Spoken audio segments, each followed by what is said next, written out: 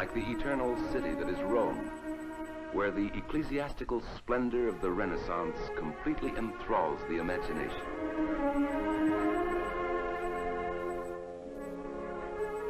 The dome of St. Peter's rises upwards like a heavenly choir. From the topmost pinnacle, the centuries that are Rome spread out in everlasting significance. Hello, everyone, and welcome to the show. It's been about a month since the last episode. I didn't plan to take a break per se, but I've been distracted with other things, so we have a lot of big surprises coming. However, hopefully I'm not too rusty. So Angela Ward is our guest today, and she's the host of A Beautiful Thing podcast. So welcome to the show, Angela. Thank you for inviting me to be here. It's great to be on your podcast, and thank you. Yeah, it's always good to get people outside of America, to get Europeans or whatnot. How long has this podcast been around? Your podcast? Yeah, so I launched the podcast A Beautiful Thing on January the 4th of this year, and it's running at the moment. So the series that I am running at the moment is called The 12 Women of the Gospel. So just to give you a little bit of context of the reason why it's called A Beautiful Thing, it comes from the Gospel of Mary of Bethany, where Jesus says, "She has done a beautiful thing for me." And my background before, I work professionally as a teacher. I teach theology, religion, is that I was an actress. So I'm using my faith, my teaching, plus my acting and my writing skills to dramatize the women's stories in the gospel. And every other week I have different Christian Catholic women speaking about the women that I have dramatized. So yeah, this particular series is running from January and actually finishes on the 21st of June. So I've just released the final dramatic version yesterday of Mary, the Mother of God, saving Mary, obviously the best of the last. And I've got a beautiful interview next week from a teenager, actually, who is the youngest person on the podcast to speak about Mary. Everyone else has been slightly older in terms of the interview guests, but yeah, they bring in their wealth of experience. So yeah. Yeah, so I didn't know you were an actress. Are you still doing teaching and acting? Through the podcast, not professionally. I did work professionally as an actress for about 4 or 5 years in my 20s, but then I retrained as a teacher of RE, we call it in the UK, just before I was 30. So I've taught for about 10 years, and I've also done some missionary work for the church in the time as well. So within that, I've used my drama skills, my acting skills, but not professionally anymore. But I suppose the podcast is getting back in touch with those gifts and using them for the kingdom of God, really. So yeah. Yeah. So what type of productions did you act in during those years as an actress? So mainly I worked in theatre, just normal, dramatic theatre, really, as opposed to musical theatre. And I did a lot of touring of the UK. So we go to different venues, put the show on, and then the next night we go on somewhere else. So I really did see. I've seen a lot of the UK, and obviously it's a lot smaller than the States, but I've been to many interesting places. So yeah, mainly theatre. Yeah. So yeah, I'll say the podcast is very well produced. Thank you. It's very professional. It sounds like something you would hear like from the Augustine Institute. I don't know if you've seen their new Amen app. I have heard of it, actually, yes. And I think my husband has played a dramatized version of I think it might have been to do with Holy Week, actually, once we were in the car. So I have heard of it. I've not used it so much, but I do know of it. So yeah. Yeah. We'll have to try to get your podcast on their app. I'm sure they're I would love it. content. I would love it. Yeah. I think because they also released that Formed streaming platform. Yes, I know Formed. Yeah. So they like what they did for that was they took content from Catholic Answers, all of these different outlets to make like that huge streaming platform. Yes, I know that one of the churches that I used to go to in London, actually, before I moved out this way, they had purchased and used forms, so I know of it. So yeah, it's great stuff. Oh, yeah, definitely. I think like the dramatized audio, that's pretty much like the next level of things. Like, so you have like the basic podcast of people talking. And that's not quite as interesting as like these experiences almost. Um, so yeah, I can definitely see where the acting and the drama plays into your own podcast. Yeah. I mean, I would say that, to be honest with you, I didn't start out planning to do a podcast. I just happened to write these scripts and I didn't know what to do with them. And I was thinking maybe I'll try and get them on radio. I didn't really know what to do. And then I thought, I could probably produce it myself. Why don't I do a podcast? And so it really came from that. And I think the Lord has been guiding me and helping me, because I had completely no tech skills whatsoever. So it's been a huge learning curve, learning to edit. And, I really had such basic skills.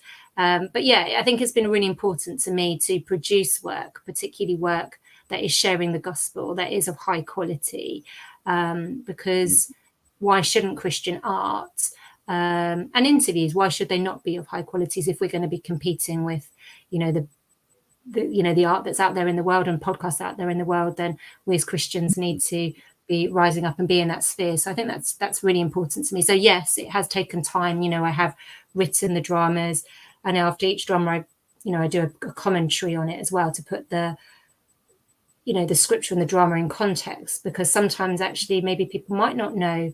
I'm actually in the process of writing the Advent series at the moment, getting ahead, and the content of Ruth, for example, which I'm using, and which is she's in the genealogy of Jesus in Matthew's Gospel. And probably a lot of Catholics might not necessarily know that. So I think that's been interesting. One of the, I've had some really nice feedback of a girl that I used to work with, and actually, I'm sure she won't mind me sharing her story, but she used to be Buddhist, and she had a conversion or reconversion actually back to her Catholic faith. And for her, it's just, she said, thank you. I'm learning so much about the scriptures and learning so much about Jesus, and it's helping me to fall in love with Jesus more and more. So that's a great blessing when you hear that, and to be able to, share the scriptures with people. Yeah, definitely. It seems providential to me, like how you're doing this podcast. Because, like, just my own story, I didn't know a thing about making websites, but God sort of gave me the grace to learn how to make websites. It's like you said, you didn't know video editing, but God gave you that grace. So, well, it's a great skill to learn. I hope God gives me the skills to learn all these like how to do websites and all these things as well, because in the technology world, you need these skills really. Yeah, definitely. There's like a lot of things developing in artificial intelligence. Do you ever fear like the voice acting with these artificial intelligences will get so good that it'll kind of like replace the human voice acting? Have you ever thought of that? Actually, I've not really thought about that, but it's an interesting idea, I suppose. But hopefully, it won't happen. Hopefully, it won't happen. But yeah, I think audio will be around for a good while. So hopefully, that there's still work for actors and performers out there who want to use their voice and their craft in that way. So yeah.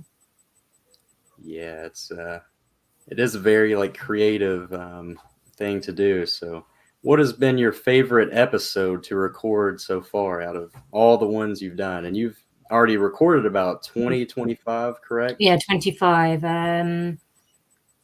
So I think in terms of maybe the dramas, obviously I've written all of them, so I probably have an affinity with each one. The first one I wrote was the woman with the hemorrhage, and in particular, because these were Jewish women, I've tried to go back to the Jewish heritage of the women in the story, and hence why in the script I would refer to Jesus as Yeshua, because as a Jewish person, that would be his name in Hebrew. I liked her story just because she was the first one I wrote, and as a teacher, I've taught that story, gospel stories, so much. So it was just interesting to give a bit of different backstory, and including things like her praying the Shema prayer, which is we don't hear in Mark's gospel that she does that, but being able to use imagination and create a backstory for her. So I enjoyed doing that. But probably the ones I've enjoyed maybe is Martha, the anxious one and busy one, and Mary Magdalene, actually, in terms of the dramatic version. So if people haven't listened, they can go back and discover all of those podcasts, because they're there forever, really. I guess it's like a series that you see a series on Netflix. You don't have to watch or listen to it or watch it at the time. You can go back and listen to them as you see fit, really.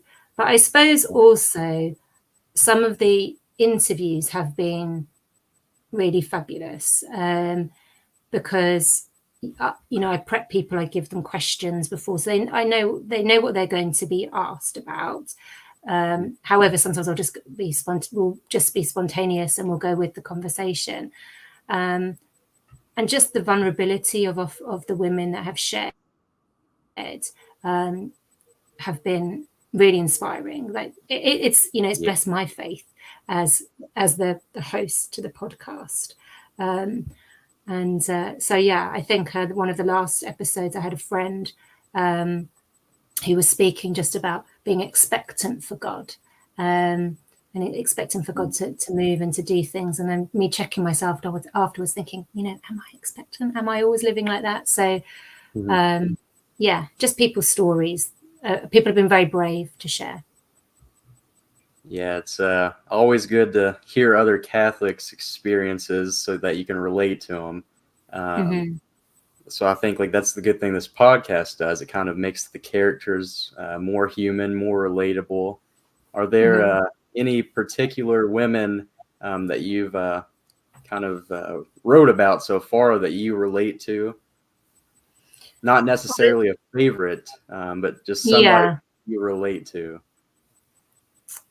Well, I suppose as a writer, there's always a bit of you potentially in each one. But I would suppose, in terms of relating to one that would stand out to me, would be Martha, because I can find myself being quite busy, or I think I need to do this or that,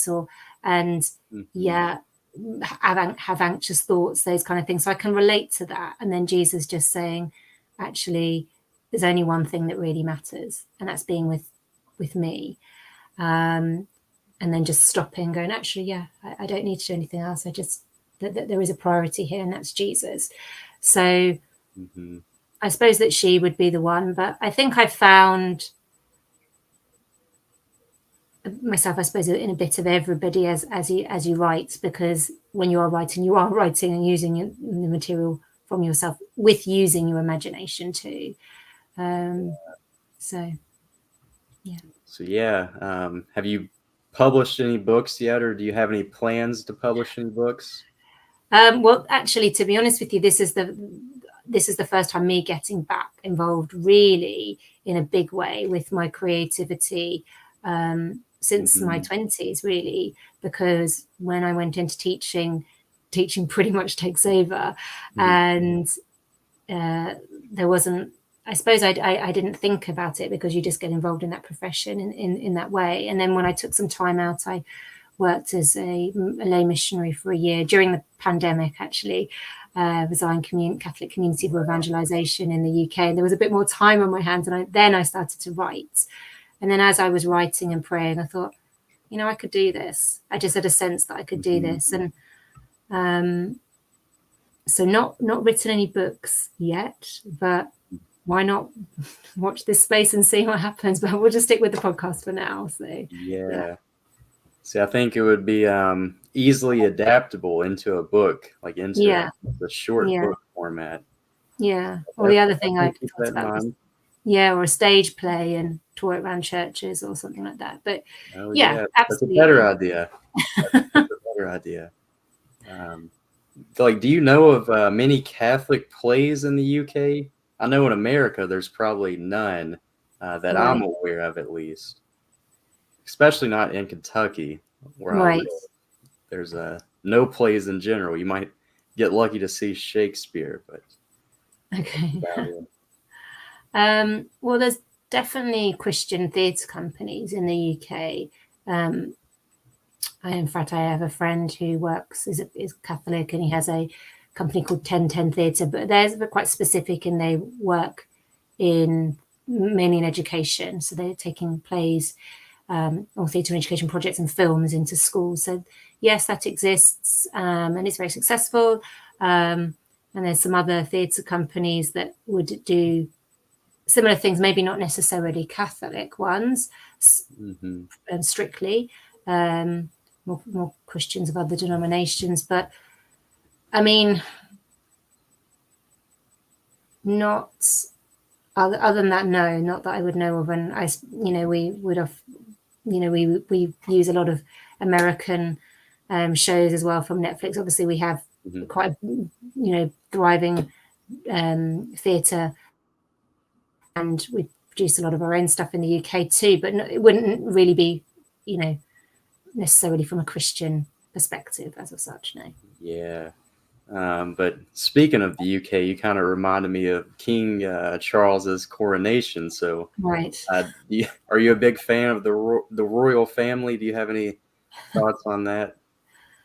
Well, yeah. I mean, I suppose being British, like I watched the coronation. It was important to watch it, and in the school that I worked in, there was lots of assemblies on it, and celebrations, and yeah, absolutely got involved with the celebration. So that was really important, and just watching it was a beautiful ceremony, and it was essentially the coronation is a Christian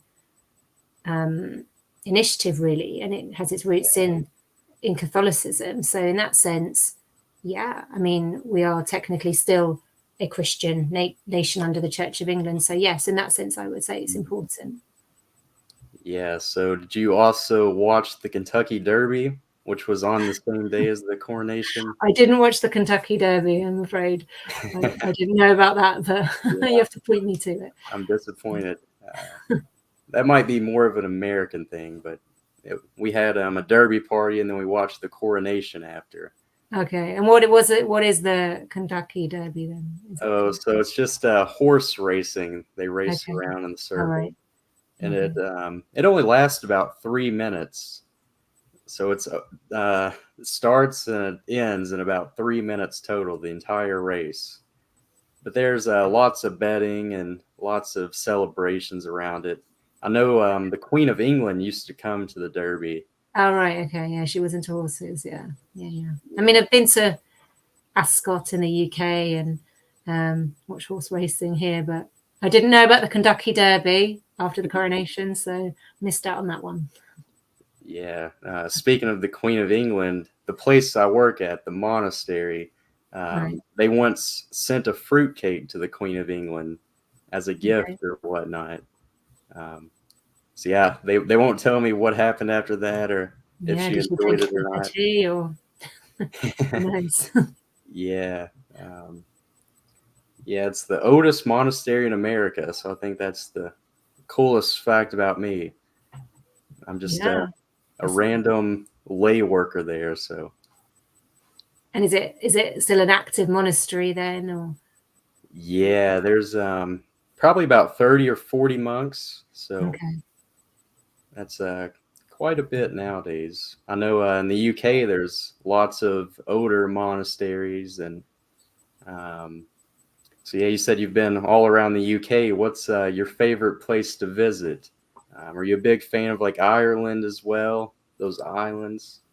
I haven't been to Ireland as much, but I do like Ireland. The places that I've been to, I mean, my heritage way back would be Irish, but I'm essentially, my parents are Scottish actually, so I would probably have more of an affinity going there. So I'd probably have to say somewhere in Scotland then, because that is my background. So Edinburgh's cool. I like Edinburgh a lot. I like London. London's great. But there are some really beautiful places, countryside in England. So you should have to come and check it out at one point. Yeah. We have lots to see, like Yorkshire, which probably haven't heard of it. It's it's very beautiful. Lots of rolling hills, and so yeah. Yeah, I'll admit that England isn't on the top of my list.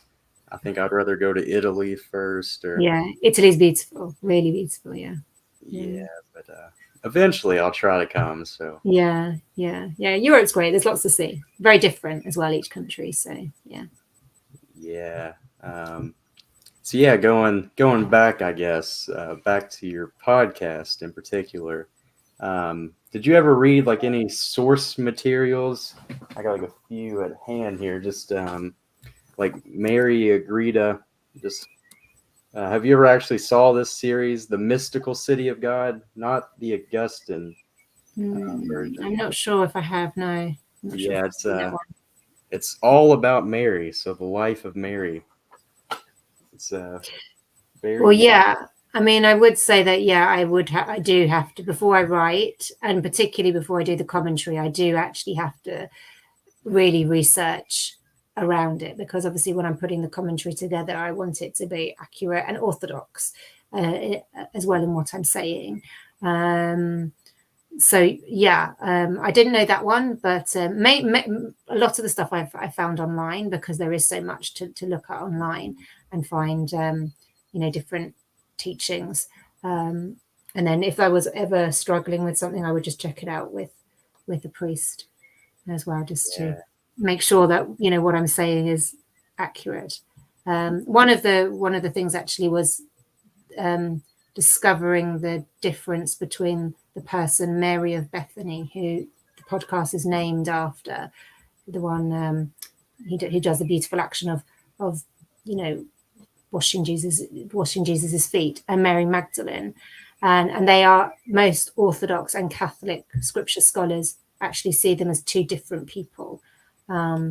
So that was quite interesting, and finding the backstory of Mary Magdalene as well. And I mentioned that in my commentary, that actually her story is kind of got lost through history, with her almost being portrayed, particularly like through the media, as this, as a prostitute. But actually, scripture really doesn't tell us very much about her, other than that she had these 7 demons which were taken from her through Christ. But it doesn't say, well, what were these demons? So that was kind of interesting to explore, and I share a little bit more about that in the commentary, so people can listen to and find out about it. Yeah. I think that developed somewhere like during the early church era. Yeah. It was Pope Gregory who'd said something, and then that got just taken, and went haywire from there. So yeah, I'll have to research that after, because I don't know. I vaguely heard about that, so it's definitely an interesting topic. Yeah. Yeah, I was also going to note it's confusing how there's so many different Marys in the Bible. There's a lot of Marys. Does that ever get confusing to you? Yeah, I mean, I suppose in this series alone, I've Mary, the Mother of God, Mary of Bethany, and Mary of Bethany is the sister of Martha, and Mary Magdalene. So I've got 3 Marys in this, and yeah, they're the only Marys. But yes, there are many. So you have to kind of really think, well, which one am I talking about? So yeah. Yeah. So my next question would be, like, do you think women are well represented in the Old Testament and New Testament? Well, I've just started writing a series now, a second series on the women in the Old Testament, because after this series on the 21st of June, I will take a bit of a break, as some other podcasts that I listen to, like Abiding Together and all these other big women podcasts, take some break to kind of regroup and think about what's going next. And particularly because my one is involving a lot of content in terms of writing, I will take a break probably till around about just before Advent, maybe just before the Feast of Christ the King, just to get that series written. And there are many women in the Old Testament. Well, there's many women in the Bible. Some of them we know less of. Maybe their name is mentioned and we don't know much else. But yes, there are. I think when I first was talking to people about this series, and I'd sent a few kind of demo episodes out to people for feedback, some people were just surprised. They said, actually, I didn't know there were so many women in the Bible. Mm-hmm. So it's really great to be able to share their stories and have their stories being known, because they are important. They're important people in salvation history. And particularly, I'm just thinking about this Advent series that I'm just starting to write. You know, there are 5 women, well, including Mary, so the other 4 that are mentioned in Matthew's Gospel in the genealogy of Jesus. So, and it, you know, we could just rush past them and not know too much about them, but you know, they're there for a reason, and Matthew has put them there for a reason, because they're important, you know, in the life of Christ, really, and salvation of mankind. Yeah, and I think like the greatest creature ever created was Mary. So you see, like, stepping on the head of the snake there. So, like, do you have any? I don't know what the word is. Cool memories about Mary? Like, do you have a big devotion to Mary, the Mother of God? To clarify, which Mary? Yeah. Well, yes. I mean, I would say being brought up Catholic, Mary was always part of my faith journey. I remember being told stories, you know, of Our Lady, Lourdes, and which I've never been to Lourdes, actually. I've been to other Marian shrines like Fatima, Medjugorje, but not Lourdes. And you know, I was told stories, so it was always there. It was always part of my faith journey. And then, you know, really just rediscovering the rosary, learning the rosary, and praying it. I would say that I pray the rosary very often. Maybe not necessarily every day, but very often. It's a part of, you know, it's a part of my faith, really, and asking the Mother of God to pray for me and with me. And so yes, I do have a devotion to her, and I look to her to help me. And you know, big prayers when I'm really interceding for people. The rosary comes out for sure. Yeah, I think like even me being a man, I can relate to the example of Mary, just Mary's humility, her endurance, and her love of God. So you'll definitely have to check out this huge series here, The Mystical City of God. Yeah, there's actually 4 books. It's like, wow. I don't even have the 4th one, but and have you read all of them? So I've skimmed through like the first one, but I'm planning to read them. It might take me a year because I'm a very slow reader. So that's quite the series there. Yeah. I have some other Marian books. Yeah, I got like a whole stack right here. Sorry for the looking through them, but yeah, like a lot of these older writers wrote about Mary. I'm not even going to try to pronounce his name, but he's from the 800s. So, St. Alphonsus wrote a lot about Mary. So, tons of stuff about Mary in particular.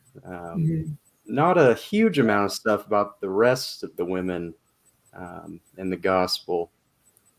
So, what woman in the gospel or in the Bible in general, that'll make it easier, do you think has the most, the best story, but she's a woman who's overlooked? And I think you named Ruth. That's one of my favorite books of the Bible. Okay. Yeah. So I'm writing about her at the moment. Gosh, who's overlooked? I mean, the one that comes to mind, actually, that who is overlooked, who I haven't written about yet, maybe I will, is actually Pilate's wife. You know, she's not from the Jewish background at all, but she had this dream warning Pilate, and she isn't listened to. So maybe there could be it was actually a friend who had suggested maybe writing a series of some of the women who weren't listened to in scripture as well. And what their role is. I'd have to think about who else would be in that. Yeah, so being overlooked. Yeah, she strikes me as that, because I guess the women that I've written about in the gospel will have, particularly the ones I've written in this series, when they've encountered Jesus, their life has been transformed.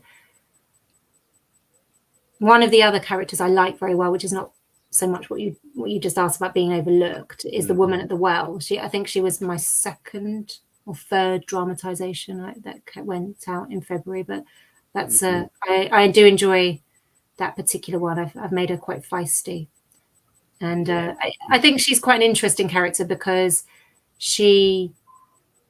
Sorry, I have to have a drink of water here. It's very hot in the UK right now. Yeah. Her story, and the woman at the well. It's one of the longest conversations in Scripture that Jesus has with anyone really, and it's a woman, and actually a Gentile woman, so that's quite interesting. So I'm probably going back to Martha.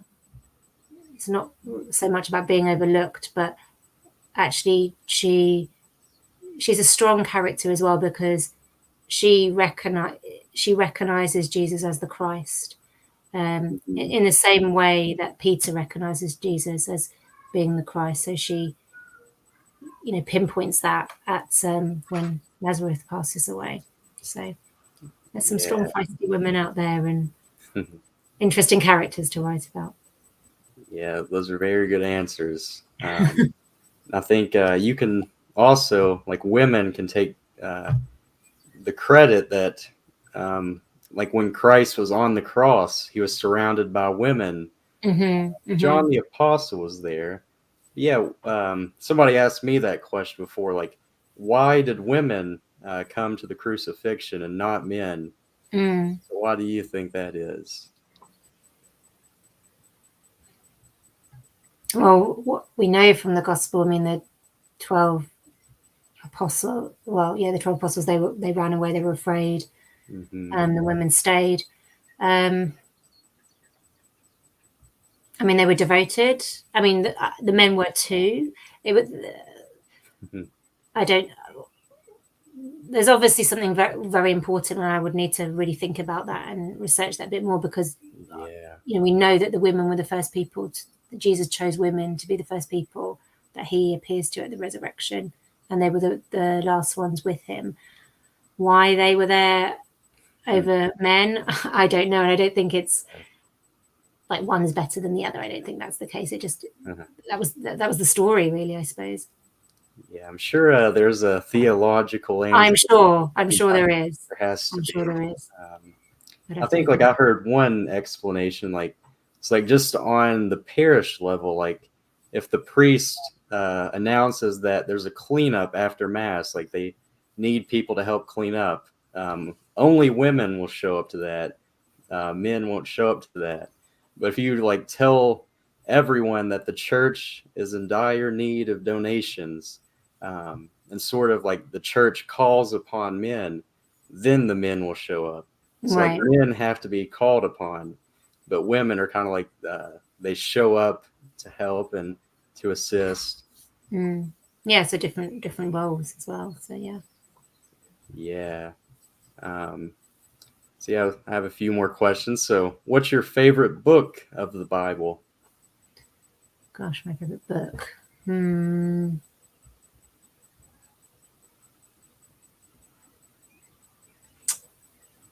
I probably would say it's Mark's Gospel, actually, just because it's the Gospel that I've taught him, probably the most familiar with. Yeah, I would probably say Mark's Gospel. Yeah, that's one of the best Gospels out of the four. Yeah, the first. There's really no wrong answers. No, it's your opinion, yeah. This next question might have some wrong answers, though. So, okay. Who's your favorite saint in general, man or woman?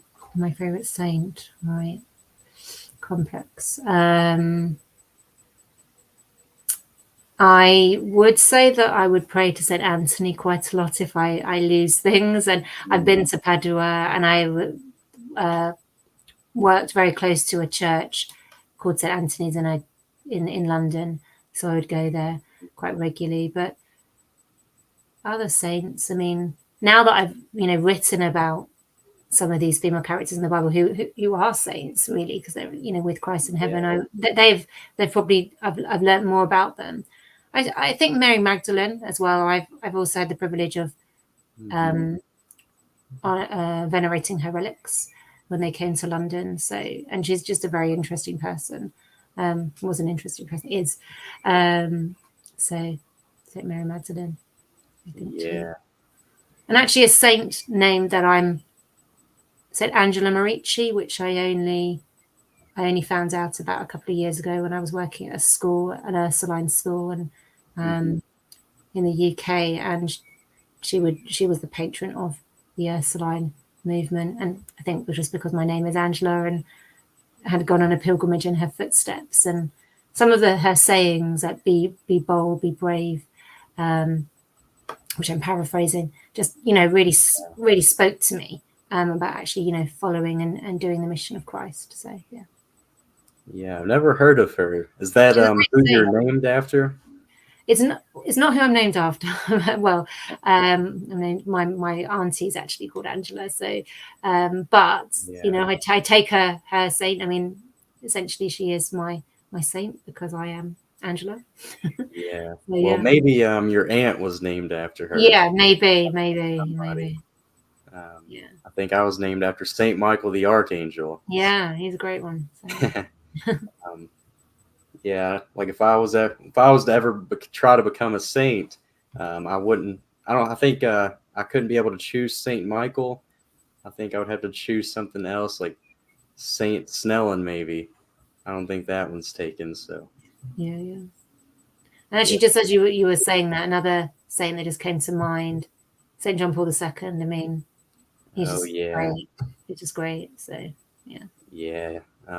I don't know if you ever heard of the World Youth Days. Yeah, I've only been to one.